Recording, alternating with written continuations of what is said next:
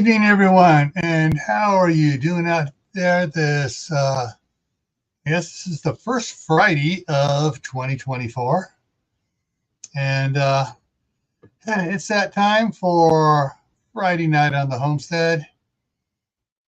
And tonight's topic is 2024 resolutions and plans. And I want to go in a different route on this, but before I do, I want to say hello to everybody because I know some have come in here at the last while I was getting things done here.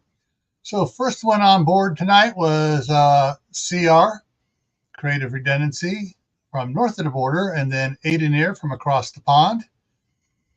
And then Tibor came in. And let's see, Walt Rogers is listening on his phone. Troop 1351 is here. Suzanne Gallet is here.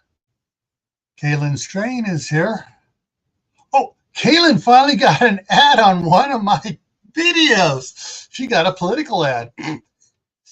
I expect that we're going to see a lot of political ads this year, folks. All right, let's see. Thorhaven Farm. Hey, how's it going? Checked off is in the house. Geeky Gardens is here. Prepper for the Ages has made it in. And I am caught up here. Okay. Oh, wow. So today's thing, 2024 resolutions and plans. What was I looking at and thinking about? Because everybody's talking about, we're going to do our New Year's resolutions and stuff. But I want to take it a little bit differently. Everyone's talking, generally 90% of resolutions have to do with, I'm going to lose weight. Hey, Hendo, how's it going?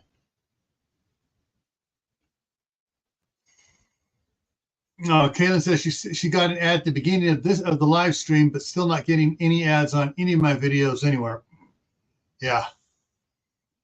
All right. So resolutions and plans. Other than being for losing weight, which is what 90% or 95%, some ridiculously high number.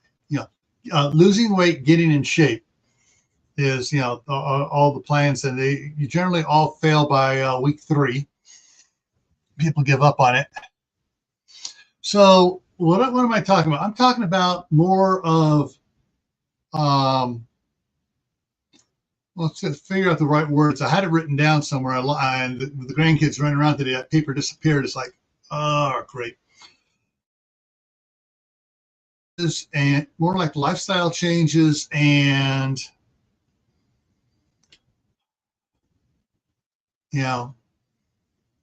instead of planning on, I'm going to lose weight, I'm going to live within my means and exercise something a lot of people haven't exercised in a long time. And that's common sense. So that's what I'm talking about here is, talking about common sense stuff. At least that's what my thoughts on this are. If you guys want to throw some stuff up here in a little bit, you can do that. Let me go ahead and get ready for those that... Goals, yeah. Goals work, yeah. But, smart goals, not just a goal, a smart goal. And there's a big difference between making I'm going to make a goal of this and a difference between that and a smart goal.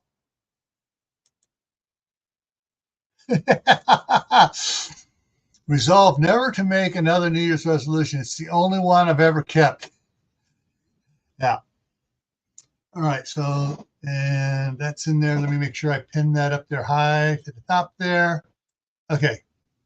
And CR retracted this message. And but I can still see it here on StreamYard regarding time of year. So basically, regardless time of year. That's what he wanted to put in, regardless time of year. So basically one of the things that I think from my history that people need to learn from and make plans around or resolutions around is to do a proper budget. A budget?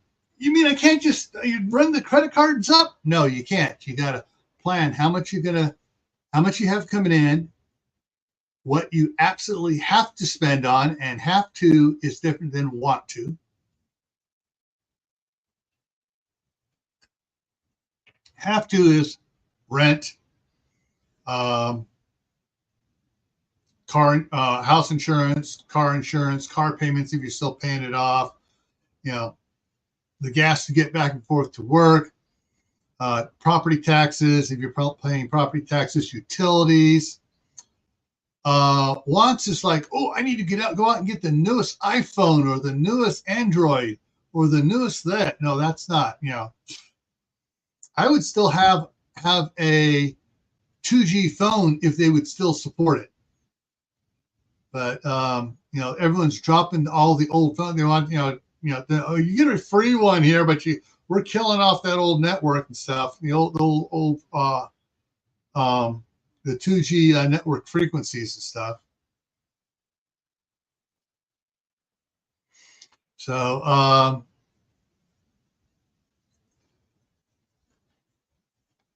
checked off. If you're asking me about my wife being on board with a budget, she is a CPA, an accountant. She's the one that taught me a lot about budget making. And so there's a lot of things people just need to think about, and especially with what's going on with the price of food these days. Holy moly. Thank you, Kaylin, for those that don't know what a CPA is. Yeah, and she was in the Army 91st Division training. Her unit was a unit of drill sergeants, but her sublet was she was also the accountant for the unit. So besides out there making everybody jump through hoops and stuff, then she was in charge of all the budgeting for the unit. So make sure they had ordered what they needed to order, what they didn't need and stuff, to stay within budget and stuff.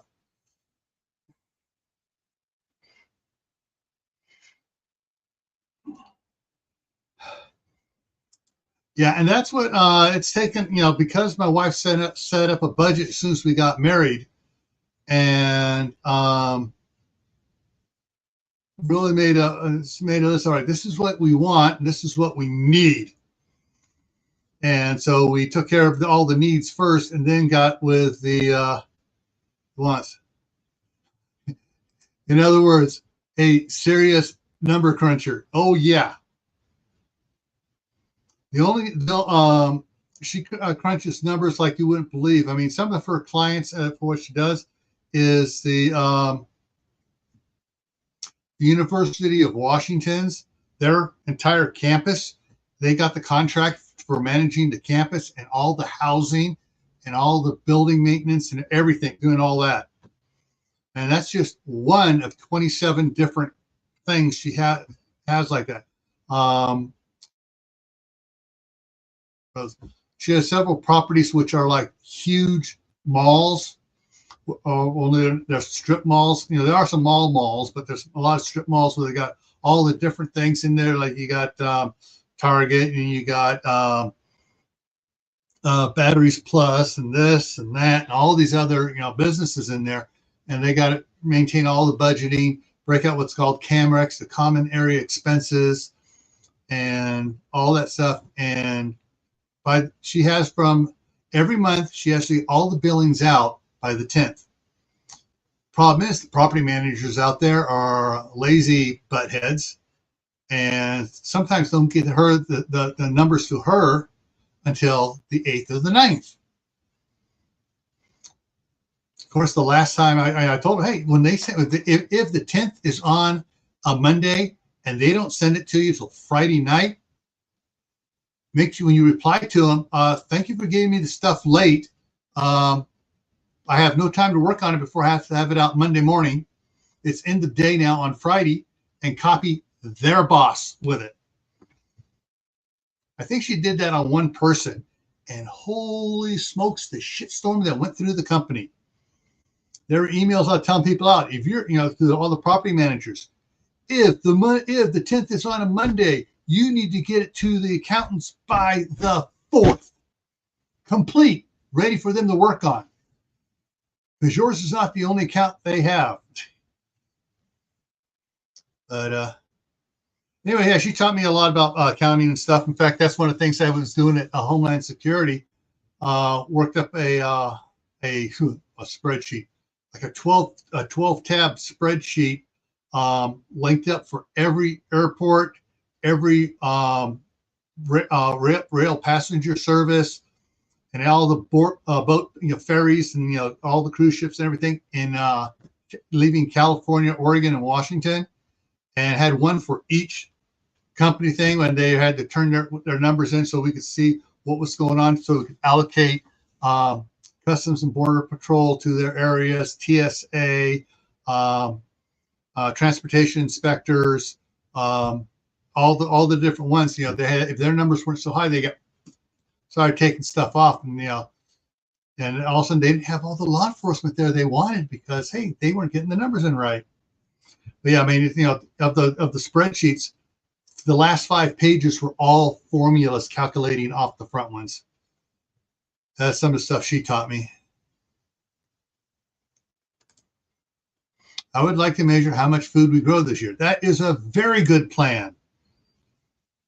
And setting up an Excel spreadsheet to do that is a lot easier than people think.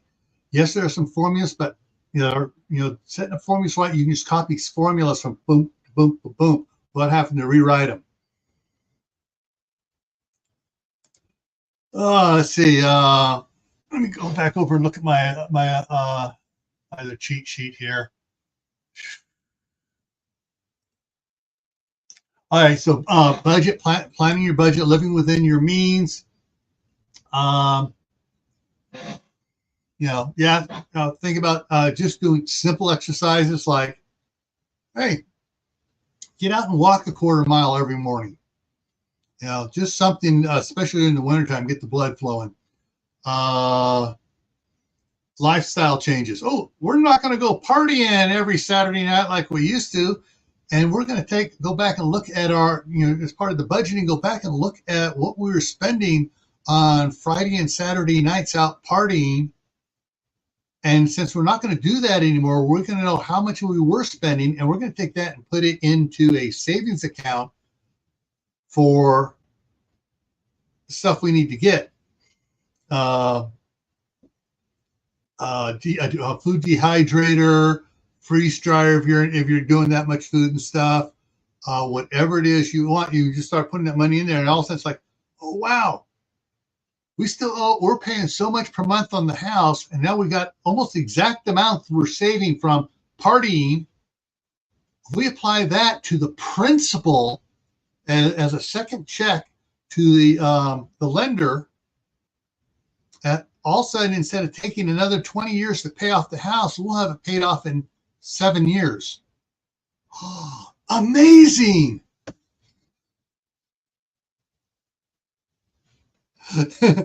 Does walk in minus 20 degrees Fahrenheit? Yes, it does. It does walking in minus 20. It does count. Especially if you do it like Mark Phelps would do it. The swimmer. He used to swim in ice water, and he used to burn calories. He used to burn calories like you would not believe. But so you just if you're going on a walk, you don't put on quite so many layers, and you walk briskly to get it done. Let's see other things to think about for this year. A side hustle. I know I've talked about several times, even when I had Uncle Al up here and Dave from Southern Ohio Prep. We've talked about side hustles. Little ways of bringing in a little extra money, and that's going to be important this year. And there's one planning thing I'd like to get everybody on board with, if you would please do so, and that is try growing something indoors, an indoor garden. I'm not talking a lot. I'm not talking like any of the setups I've had. I'm just talking about get 2 or 3 5-gallon buckets. In one,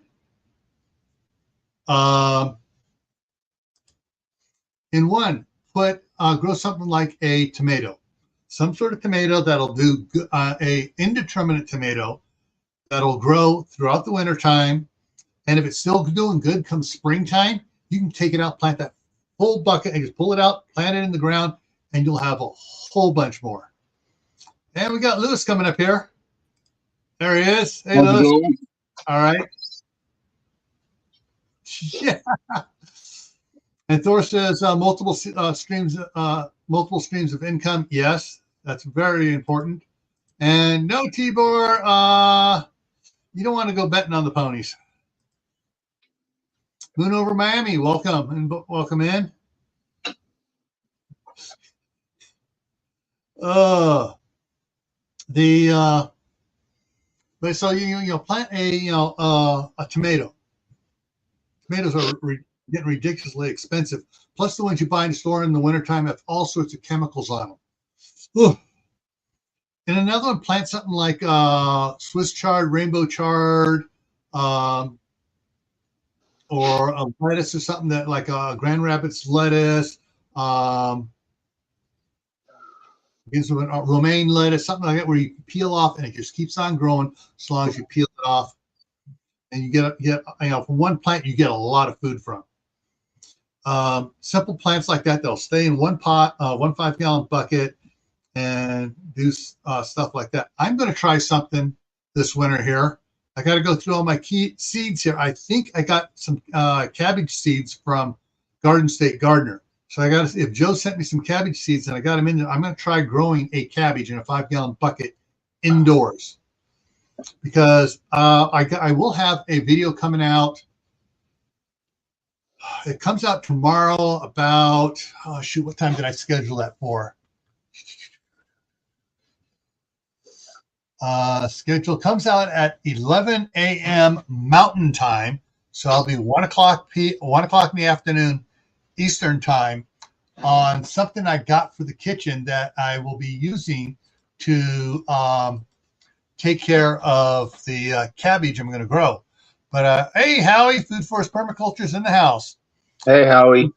So, but basically, this thing that I'm doing an unboxing on tomorrow's video is something I can use to turn cabbage into sauerkraut. So, I'm going to be doing that. And I went and bought I forgot to look to see what the price on it was, like 87 cents. I think it's 87 cents a pound. I think it was. I don't think it was 87 cents a head, because there were some big old heads of cabbage and there's a bunch of little ones. I found a big one in the back that felt right, and so I got it.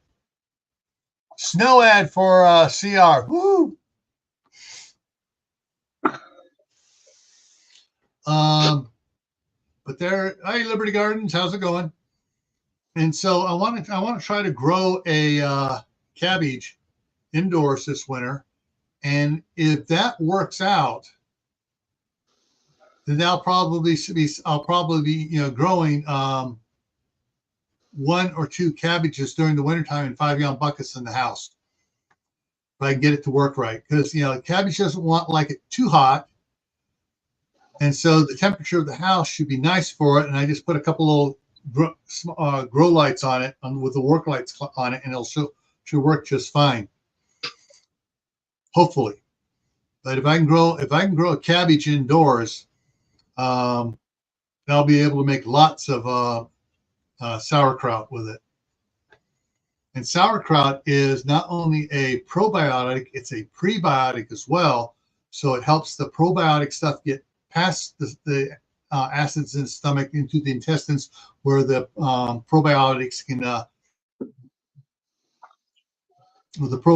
work with the villi in the intestines and get everything growing and doing like it's supposed to. So if you ever had any antibiotics, you've killed a lot of that stuff off. So got to get that stuff going again.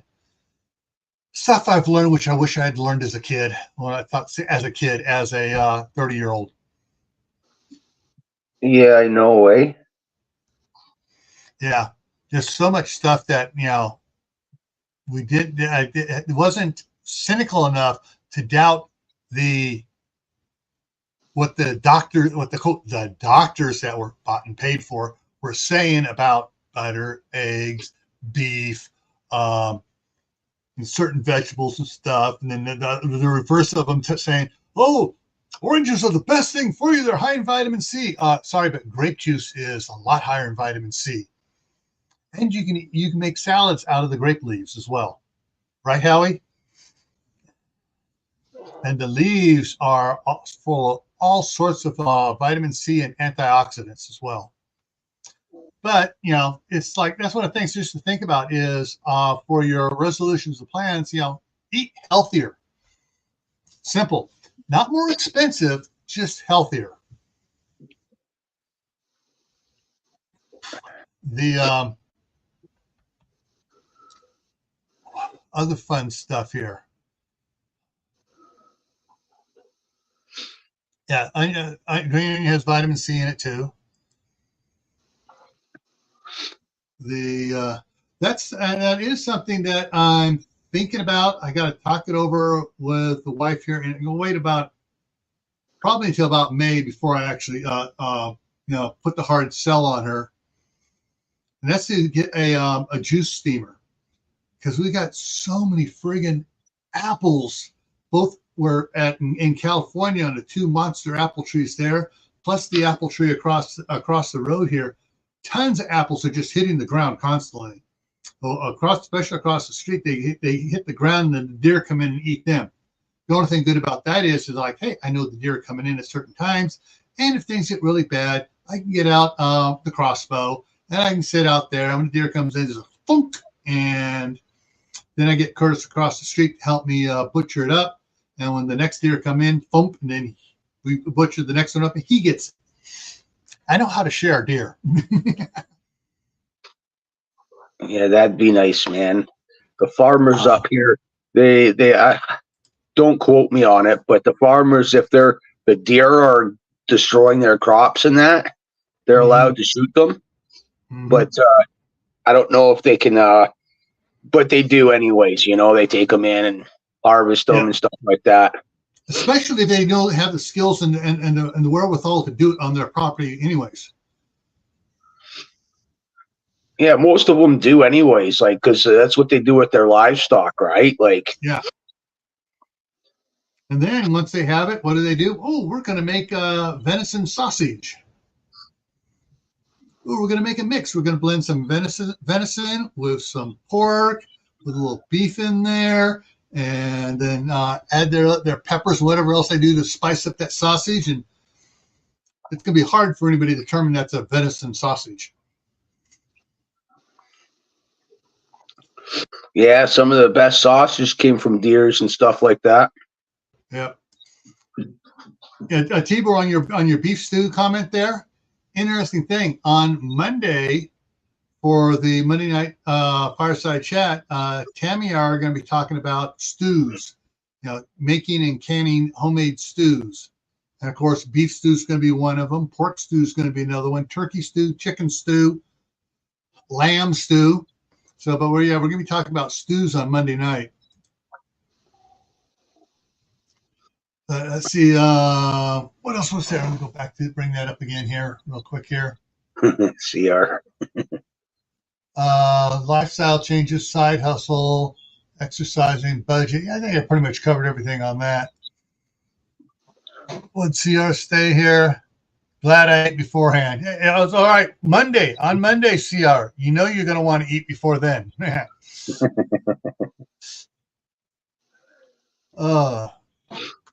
did find out some interesting facts. Okay, I'm going to be talking about it a little bit on Monday, but just to share it here with everybody here. All right, so I don't know if anybody's been seeing the stuff on Facebook talking about how, and stories out there about Pyrex, not being tempered anymore, and it's shattering, doing all sorts of stuff on it. Here's what happened. Pyrex was bought out by Anchor Hawking Glass.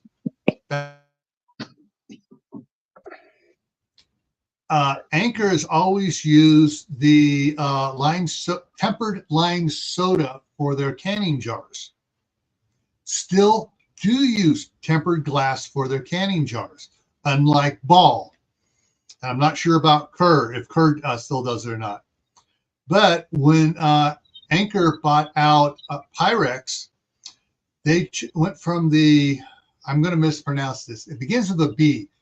Bio something or other, it's a special type of glass that's more expensive than the lime soda glass for making stuff. And that was, if you have the old Pyrex stuff from before 1980, you got the good stuff. And, that you can take it hot and put it into water and it's not going to shatter. Where with the stuff made with the lime soda, when you go hot to cold, it's supposed to break up into, not instead of shards, break up into chunks. You know There what we go. Yeah, all right, good. Idaho Garden Girl and Suzanne both put it out there. Yes. Yes. I get those Bernardin's mason jars, Mm-hmm. and I found lately not so much you got the decorative ones, right? Mm-hmm. I find that those ones break a lot easier. It depends on when they were made and who made them. I have some old ball. I'm talking old ball and old Kerr jars from pre-72 that have the decorative on them, and they are That company is what I get them from, right? Okay. They got non-decorative and decorative ones, and the last batch I had, I went to go and pick one up and put it in the cardboard box after the towel, and it just shattered right in my hand. Ow. Yeah. Yeah. But you see, what I loved, and Tammy loved this too when she saw it. I have a box of ball jars that say it's a tempered glass for canning and freezing, and those are the real good ones that that were you can't get those anymore. And those are the super tempered, and they work absolutely great for both freezing and pressure canning and water bath canning. And CB is in the house. Woohoo! So yeah, there's a so anyways, so if you wonder what's going on with Pyrex, that's what happened. Because I guess Anchor had a locked in really super cheap price for the lime soda glass. And so someone budget cruncher vice president goes, hey, we can save a bunch of money by go ahead and turning Pyrex over into using the soda lime, lime soda glass or soda lime, whatever it is, for the glass making, and we'll still temper it, but it won't be quite as bulletproof as the other type stuff.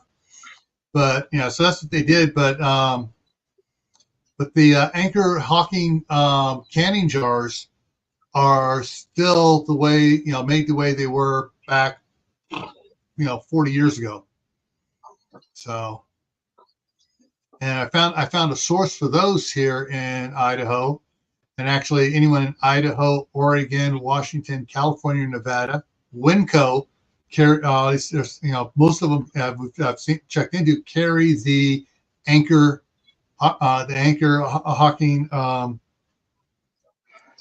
canning jars. So, you still baking bread there, Gil? Oh, I stopped baking bread when I started going semi-keto. Okay. Because one slice of the bread I bake is like, oh dang, there's my carbs for the week. Okay. Of course, if it's homemade bread, I can't stop with one slice. Yeah, because I was gonna say the cast iron bread thing. Mm-hmm. It's great, man.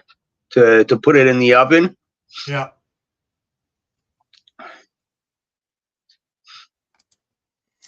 Yeah. Old Pyrex did not contain lead. New Pyrex does not contain lead.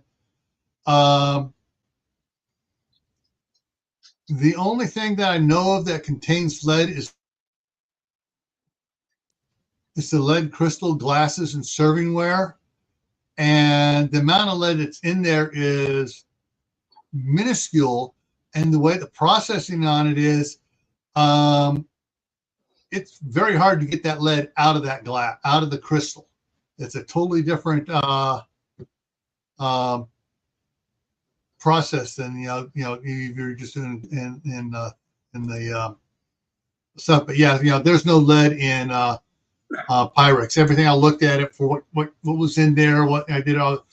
When I read an article that someone sent posted on Facebook, I did a deep dive on it, and have not found anything factual stating that lead was used in Pyrex ever. All right, question. What was it? Semi-keto. How does that work? Basically, you're cutting back on as many carbs and sugars and stuff as you can, and you're basically weaning yourself off of the stuff and slowly working yourself into a keto diet. So you're not going stone cold and stuff. And I mean, it's just as I'm trying to get work through. I don't want to throw away food. I bought. So basically, I'm cutting back on the amounts I'm using of it and bringing in more vegetables, bringing in more meats, and basically lowering my my carb intake per meal is less, and I'm also eliminating. Trying to eliminate anything soy from my diet. Unfortunately, I can't. I've gone through several different brands of mayonnaise. I can't find a good one that uses the olive oil that does it right. Because even some of the ones that say olive oil on it, if I forgot to take my glasses with me to the store one time, so I bought it, got home. And then the number one ingredient, olive oil. Number two ingredient, soy oil. And then they had soy lecithin, soy this, soy that. And they broke the soy out so basically they're just putting a little bit of olive oil in there, have all this other soy crap in there. And when I tasted it once, it was like, ugh. I couldn't. I just threw that away.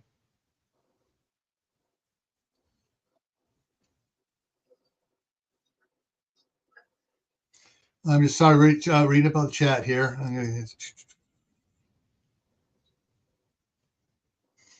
Yeah, I've actually found a bunch of old gallon mayonnaise jars. Those things are, great. We have, when my wife and I got married 35 years ago. No, 35 and a half years ago.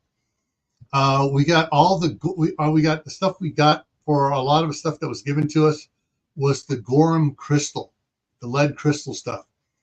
And so we have a lot of that. And then there was forget the other company brand. There's Gorham and the other were the two top crystal companies, and Lennox. And so, but like I said, we pull those out, on special holidays and that only. It's not something that gets used all the time. Yeah, no cookies, no cakes. Oh, it kills me, the cakes. And no pies. What kills me about cake is I take the Duncan Hines spice cake mix, and I got a little card of stuff to add to and stuff and make a really killer come on, brain. A really killer cinnamon butterscotch spice cake mix. And then I make a cinnamon buttercream frosting for it. And I can't have it anymore.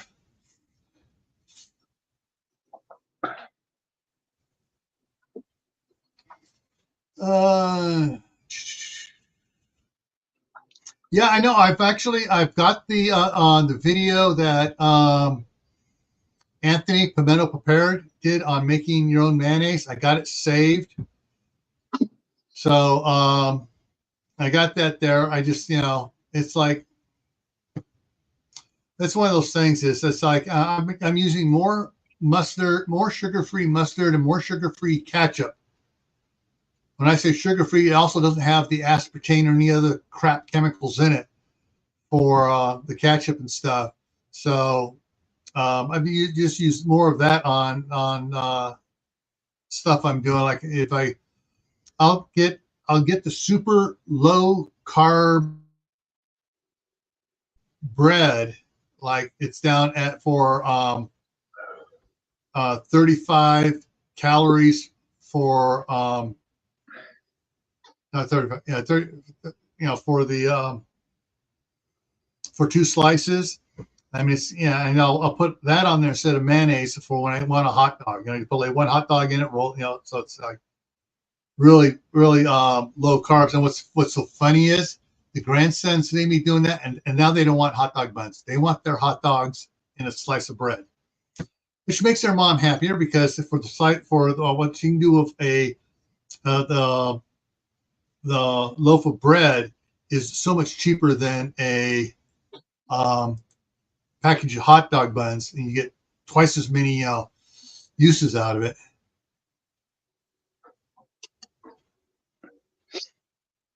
Yeah. Well, part of it is the carbs. If you're getting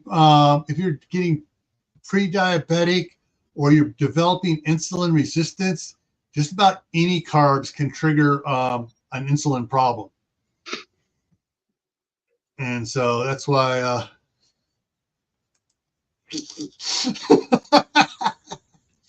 oh yeah, back in the day we used to get the mayonnaise jars, the gallon mayonnaise jars from the restaurants when they were glass.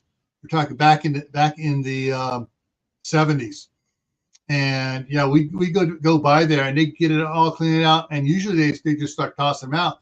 And we go down there and we made a deal with the owners of the the mom and pop greasy spoons and stuff. Say, hey, we want all your mayonnaise gallon jars. Don't break them. Don't throw them. Let us know. We'll come get them. And we one of the times we'd go back later on. We'd say, all right, we know you can't sell this here, but here's a gallon of fresh cow milk. And see this top quart on here? That's super, super heavy cream. We can't sell it to you, but we can gift it to you for gifting us the jars. Talking about the old gallon mayonnaise jars. You remember I was born in the 80, but you remember the old pop bottles, the 750 glass bottles? Yeah. Yeah, I remember them. I just barely remember them. Yeah, what was interesting is I've seen this video on YouTube where the guy's talking about how they take the aluminum cans and they spray a liner in there, before they put the soda in there. Well, he went and took an unopened soda can, and I forget what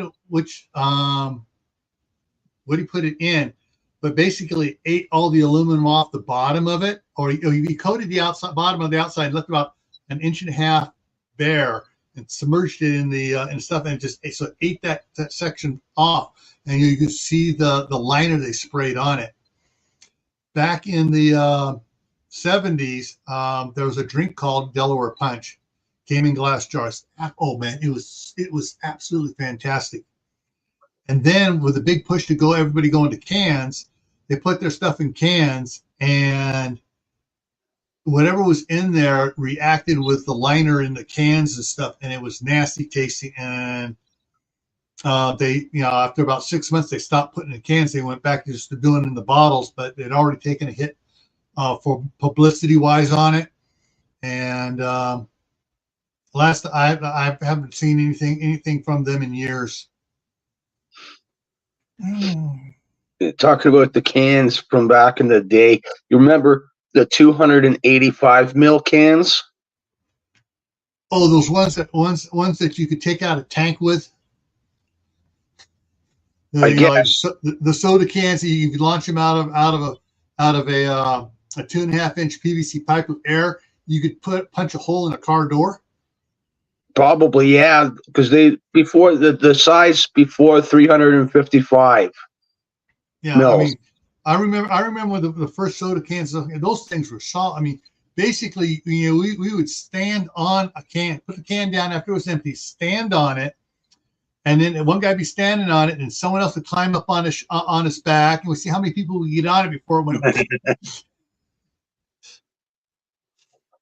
I think the most we got 4 people, all right, young teenagers on a can before it finally went bloop. Yeah, the Delaware Punch had a different taste than the Hawaiian Punch. It wasn't as sweet, and I don't know how to say it. I just absolutely loved it. And it was and it wasn't carbonated either. Delaware Punch was not carbonated. And so, of course, then I don't know what, back then we weren't looking at what the ingredients were on it.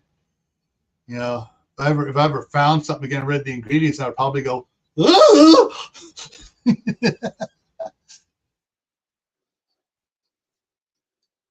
So, yeah, there's a lot of things for goals and stuff. I mean, it's like, for those that haven't noticed, over on Gray Man Prepping, I've started doing an exercise video every day in the morning.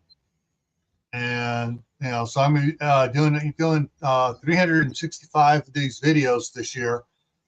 And I'm actually probably going to do more than that, because I'll probably start doing, when I start doing full afternoon exercises, I'll probably put that out there too, so you guys can see what I'm doing to try to lose weight and get rid of this friggin' Dunlap disease I got on around my just above my belt there.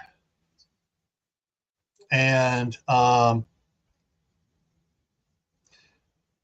so basically, I mean, I'm just I'm planning. That's my plan, since I've on next Saturday will be the 500th video for the Your Prep for Today, and so I'm going to cut off Your Prep for the Day for the rest of the year, and I'm going to be putting out these the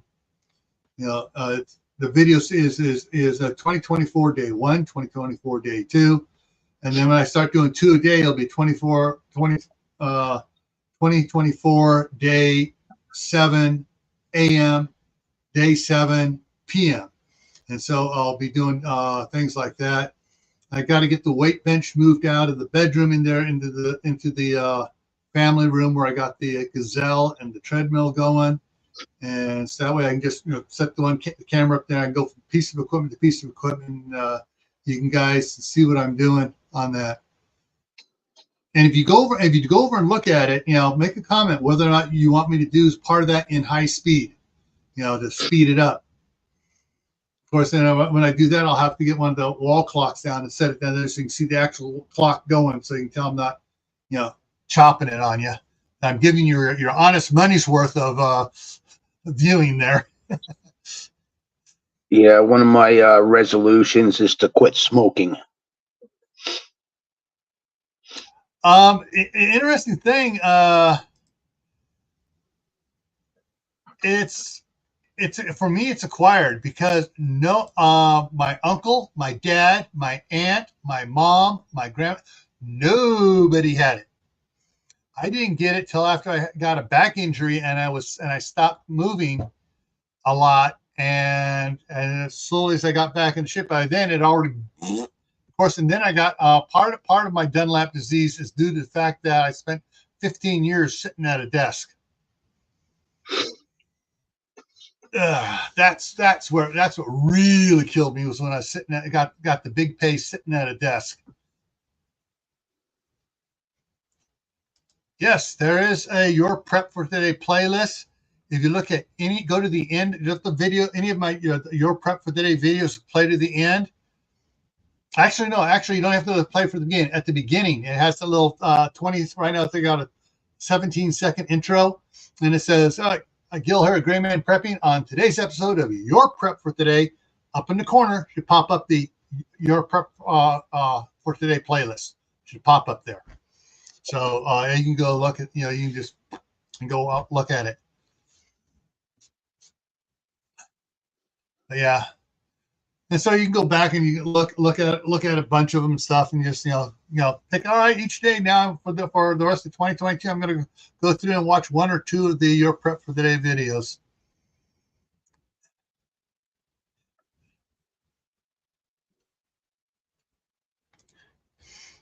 Yeah.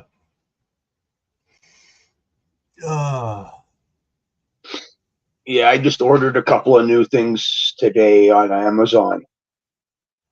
Couple of Cool.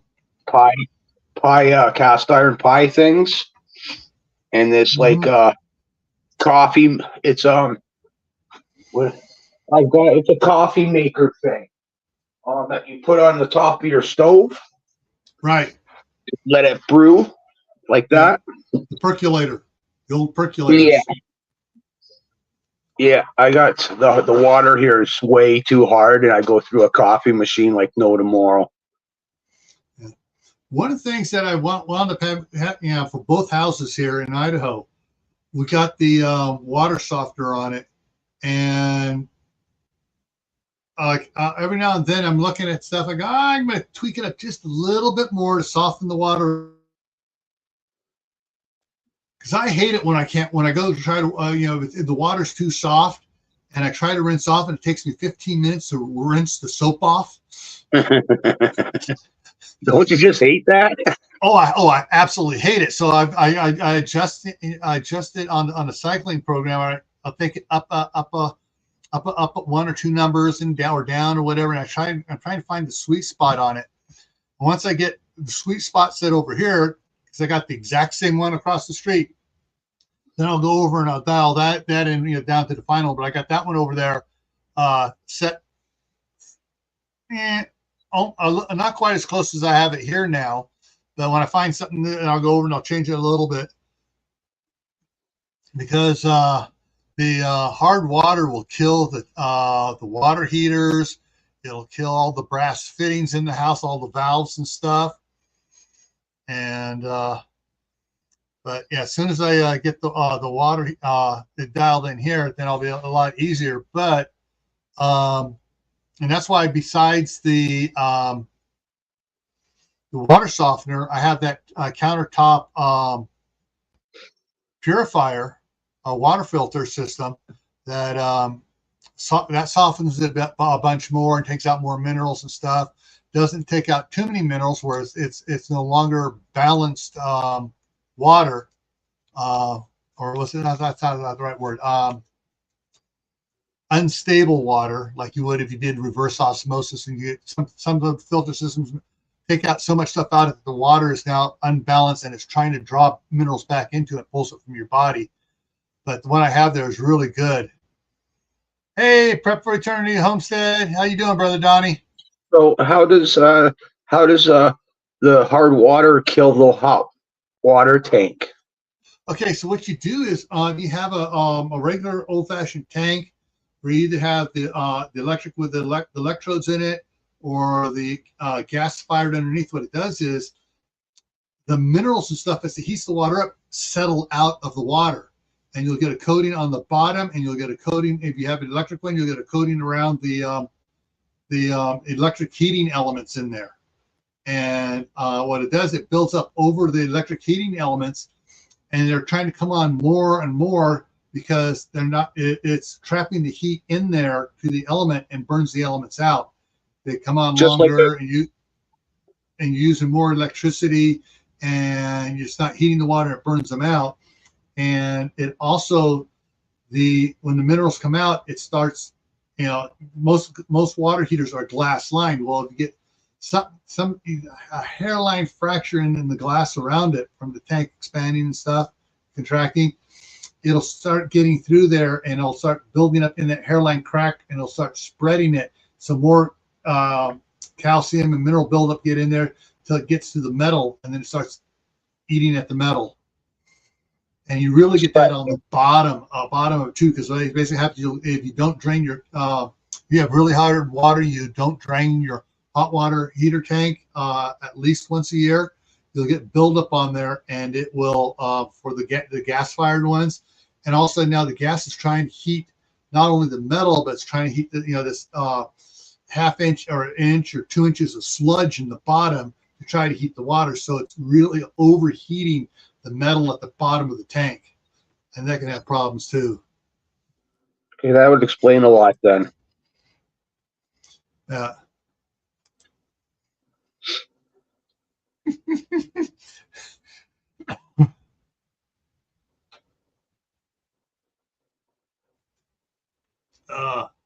Yes, there's yes, there's, there's a lot of little things, to change. I'm working on changing my diet a little bit.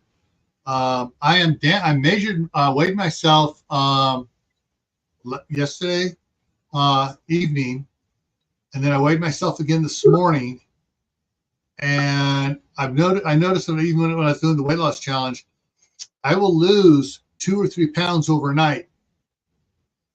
But as soon as I start eating during the day, it picks back up again.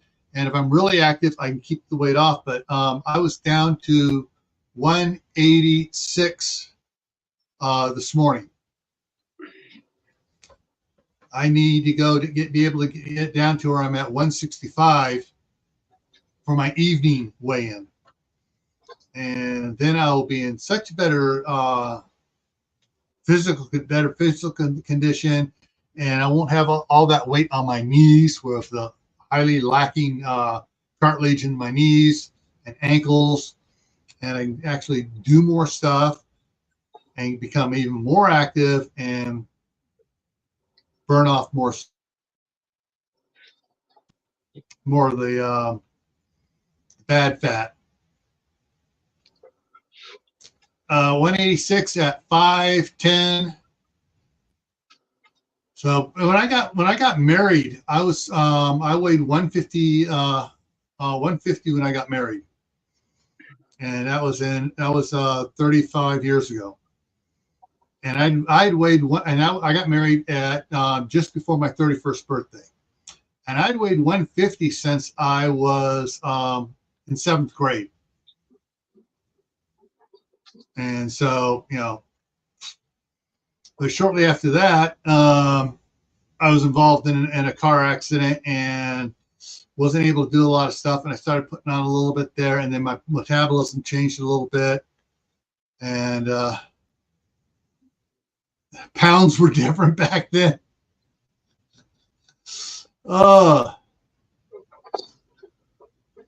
So yeah, 5'10", 5'10" and a half. Well, I'm probably down 5'10". So because I was at 5'10" and a half about 10 years ago, and of course weight and age, you lose a little bit of height. So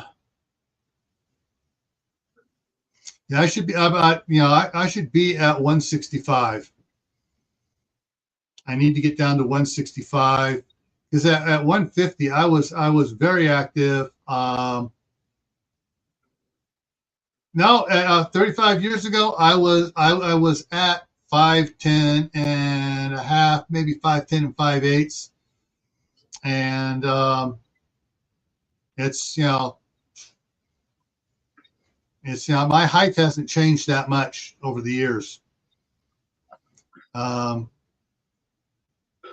My height changes depending upon what convenience store I'm walking out of. Oh, yeah. But yeah, hopefully this year I will be able to get down below 175. And so if I can, I should be able to get down to that.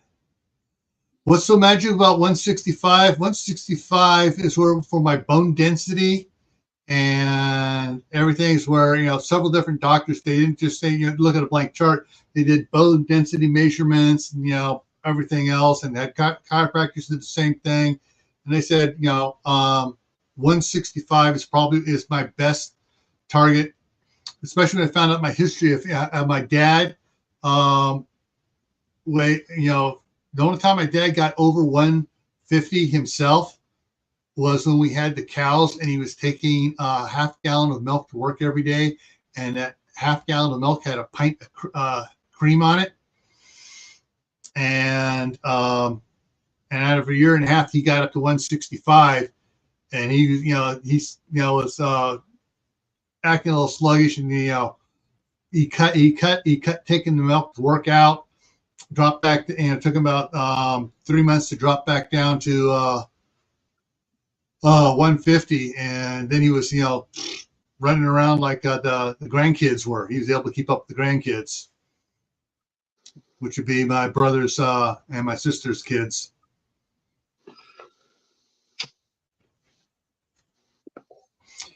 And once I get down to 165, then I'll be able to concentrate more on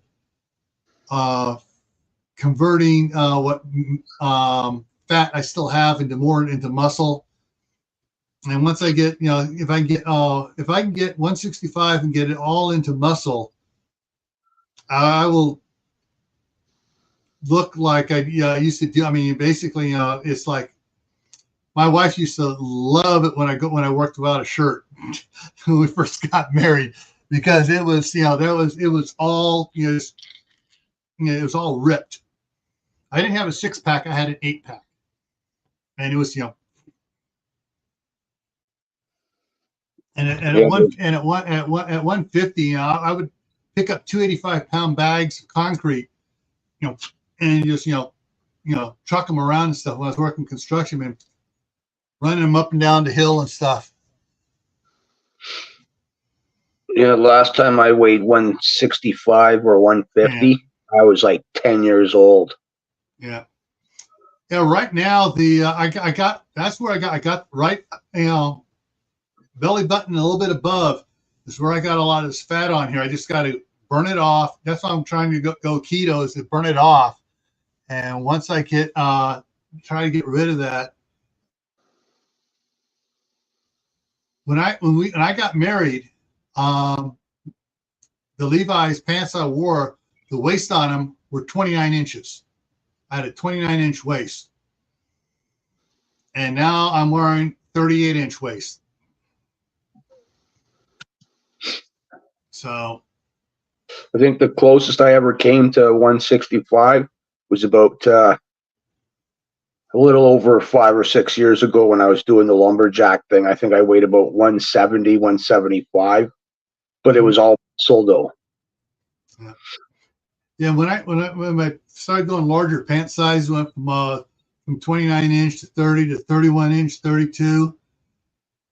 When I hit the 33-inch pants, my wife started giving me a bad time.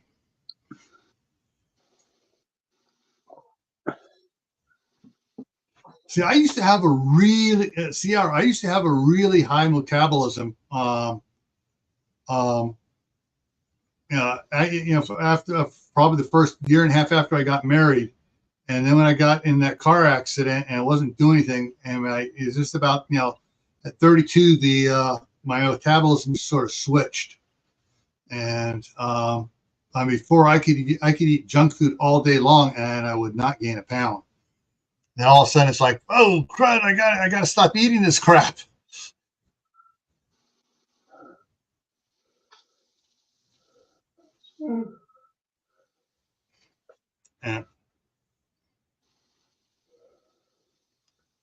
Yeah, I know it's going to be hard keeping it off, but there's also trying to found out some of the things I've just got written down here. Once I get down to a certain point, then my diet change is going to change a little bit more, and there are certain plants and stuff that'll help boost your testosterone, but I don't want to start taking those until I get rid of a little bit more fat, because you don't want to take those while you're trying to do keto at the same time. I wrote all this stuff down about a year and a half ago on it, and it's just one of those things. It's like, okay, I got to take my time and do it right and just get through it.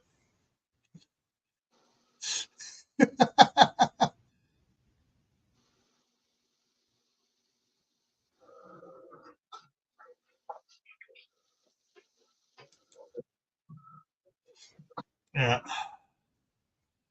Oh, yeah. So, but yeah, there's a lot of things, we should all think about doing. That's one of the things also I'm trying to plan doing here is once I get the shop and so I gotta get another video out there. Shop. The one side looks absolutely fabulous now that I've been moving stuff around. Bought a couple new sets of the 6 foot wide shelving units, or 6.5 foot wide shelving units. Got them set up, putting stuff in there, stacking everything up in there, clearing out areas that's been jumbled out in the main area. Once I get that one part done and I can start doing the other thing, then we're going to get everything straightened out there, and then be able to pull a bunch of the crap out of the one of the cargo containers, bring it over and bring that stuff over here, then bring the cargo container over and set up the wood shop and move all the wood shop equipment my wife has in California there up here and get our stuff. And then then I can start working wood again, and she can start, when she comes up here, she'll work the wood, and we'll be making stuff. One of the things that we started to make years ago and then got too busy for us to keep doing it with our jobs was we're making the train track for the Brio size trains, like the Thomas the Tank Engine and those things. That stuff sells like you get mix good stuff on that, especially the custom pieces. Like instead of the little short pieces they do for the curves, you make big 90-degree curves into things so the pieces aren't breaking and stuff. And the long straightaways, that stuff brings in money. Yeah, woodworking, man. When it's custom, it can bring in some good money. Yeah, so we have the equipment. We got like 3 routers set up. I made all the templates and stuff. Got the router table for running the straight pieces, and the chop saws and stuff for cutting everything. And they got the belt sanders, the disc sanders units and stuff to work all this stuff.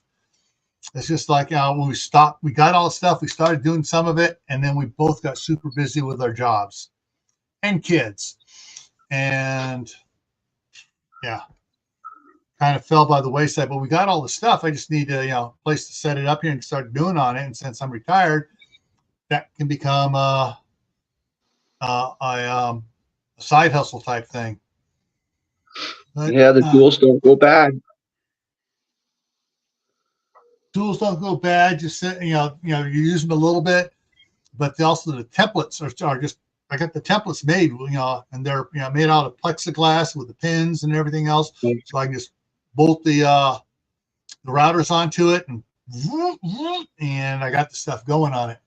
All right. So wrapping it up here, tomorrow at 8 p.m. Eastern Time is Survival Saturday. The topic is simple preparedness, and basically talking about extending your basic supplies and needs.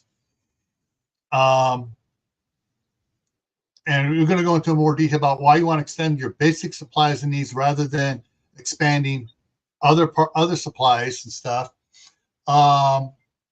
And so that's what we're going to be talking about tomorrow. May or may not have the doctors in to talk about basic preparedness as far as staying fit and stuff like that. The other thing is on Monday, it's canning stews is the topic on Monday here on Camppatton Family Compound. Tuesday on Gray Man Prepping is biomass fuels for heat and canning, and that was suggested by Kaylin. Then we'll have the Midnight Ride again, and on Thursday, and then on Friday, next Friday here, this is one suggested by Suzanne Goulet, and that is where to go? AI generated photos and voices for scams and tracking. So that's what's coming up on next Friday. All right. So I hope everybody got something out of here and got some ideas for yourself, things you can, plans or resolutions or ideas or goals, whatever you want to call it, things to work on. And Lewis, thank you for coming up here.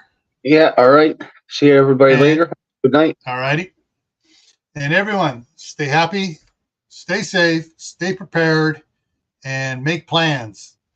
And like Hannibal Smith would say, Plan isn't one or two moves ahead. It's 3 or 4 moves ahead.